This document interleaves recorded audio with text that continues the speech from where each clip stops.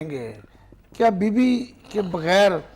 نواز شریف خاندان اتنی آسانی سے اپنے آپ کو ایڈجسٹ کر پائے گا؟ شہاب الدین فضا لاہور کی جو ہے وہ سوگوار ہے، اس لیے کہ کل سے آج تک ان کے جنازے کی آمد اور وہاں سے چلنے سے لے کے اور آج ان کی بریل تک اداسی شہر میں ہے۔ بہت سے لوگ، جب آپ جیسا شخص یہ کہے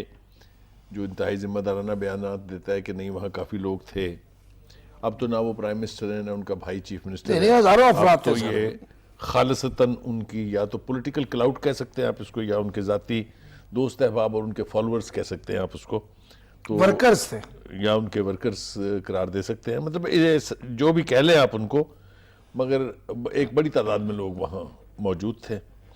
جن لوگوں نے نواز شریف صاحب کو اور مریم نواز کو دیکھا ہے وہ اندازہ لگا سکتے ہیں کہ وہ کتنا بری طرح سے ٹوٹ گئے ہیں اس صدمے سے یا اس دکھ سے جو انہیں کلثوم نواز کی صورت میں، یعنی ان کی موت کی صورت میں سامنا کرنا پڑ رہا ہے۔ اور آپ نے بالکل درست کہا کہ ان کے جو پولیٹیکل کنٹریبیوشن ہے وہ تو ہے ہی کہ انہوں نے اپنے خاوند کے بعد پارٹی بھی سنبھالی، انہوں نے اپنے خاوند کو جیل سے نکلوا کے جلا وطنی بھی اختیار کی، یہ سارے ان کے کنٹریبیوشن اپنی جگہ، لیکن انہوں نے فیملی کو جس طریقے سے انٹیکٹ رکھا، جس طریقے سے اپنے بچوں کو انہوں نے بڑا کیا وغیرہ وغیرہ، یہ سارا کچھ ان کا کنٹریبیوشن بہت بڑا ایک میجر رول ہے ان کا فیملی کے اندر۔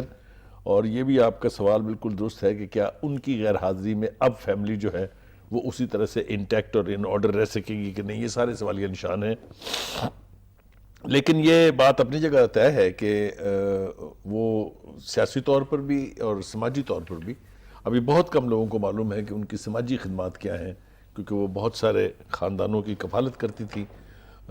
خود ان کے بارے میں میرے خیال سے بہت کم لوگوں کو پہلے یہ پتا تھا کہ اردو ادب سے ان کا کتنا تعلق رہا ہے، انہوں نے کتنی ہائی لیول کی تعلیم حاصل کی اس حوالے سے، اور وہ کتابوں کی مصنف تھی، یہ کسی کو پتہ ہی نہیں تھا پہلے۔ نہیں ان کی پی ایچ ڈی کے بارے میں تو وہی تھیسس جو ہے وہ کتابی چلا۔ صورت میں چھپ چکا ہے وغیرہ وغیرہ،